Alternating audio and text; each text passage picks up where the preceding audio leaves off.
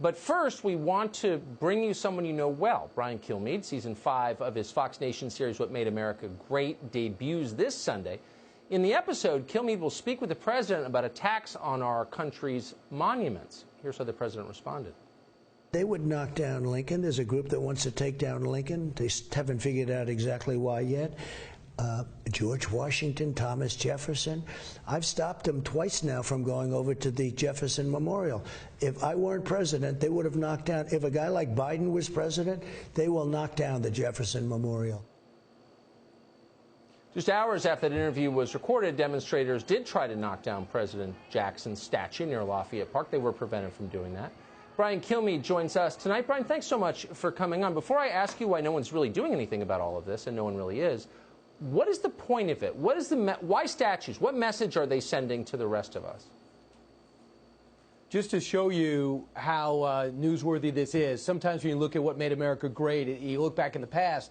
I was in the Oval Office doing a history of the White House, wanting to get him to talk about history. And he said, he segued right over the statues. They're trying to destroy our history.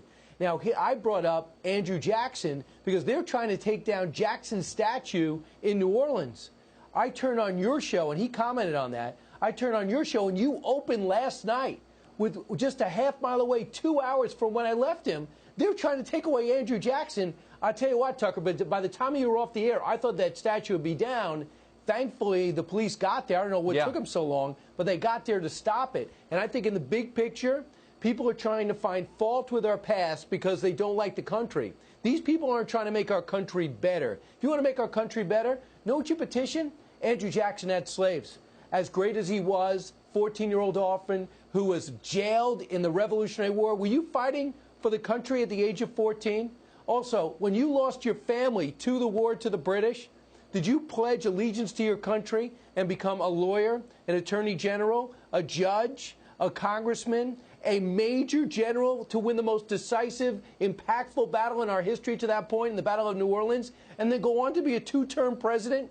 This is an American success story. If you want to make America better, you put a plaque on there and said, yeah, he had slaves in his day, and he was part of the Indian Removal Act, and those weren't positive things. But there was a generation called the Jackson generation, the Jacksonian era. That's why there's a statue. You don't want to make America better. You want to destroy our past because we don't live up to the lofty standards of the shirtless skateboarders who want to petition and protest and try to intimidate reporters on a nightly basis.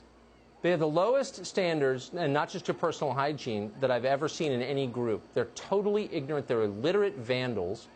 And our leaders, with very few exceptions, have decided to let them rampage through our country. And I don't understand why. Do you?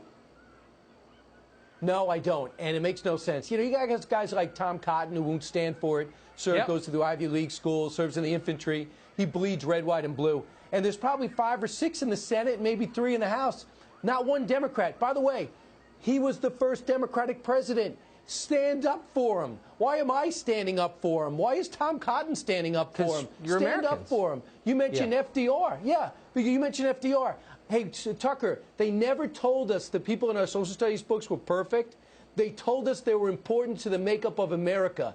America gets better and better and better. We never said we're perfect. What's great about us is we try to be. And that's what Jackson was. Jackson was an everyman. He wasn't a founding father. He had no connections to Washington. They hated him. They told him not to go, so he brought his family. He couldn't trust anyone. When Washington rejected him, he brought his case to the people. When he lost a close election, he shook the hand of John Quincy Adams and essentially said rematch. He beat him 4 years later. He was the everyman president. When South Carolina tried to secede, he told South Carolina, you secede, I'm sending in the Army. He kept our country together another 30 years. You could analyze his administration, do a paper on it, get a Ph.D. Don't take down his statue. I am just so glad they made his statue as tough as the person because they couldn't get him down with chains. They couldn't get him down with ropes. They can defile him, but they couldn't take him down. I'm not saying I want to be Andrew Jackson. I'm telling you, if I was suffering from dysentery and I had to lead an army of ragtag Americans, Choctaw Indians, regular Marines, pirates, put them together in 3 weeks and beat an army that just beat Napoleon and wipe them out in 45 minutes? I think that's a pretty special American that deserves a statue, deserves a plaque, deserves your respect. That's all. Be respectful Amen. of our past. Everybody wants to be us for a reason. A statue made of hickory. Brian Kilmeade, great to see you tonight. Thank you so much. Be sure to check out Brian's show, What Made America Great, this Sunday, 10 p.m. Fox Nation special airing Sunday right here on the Fox News Channel.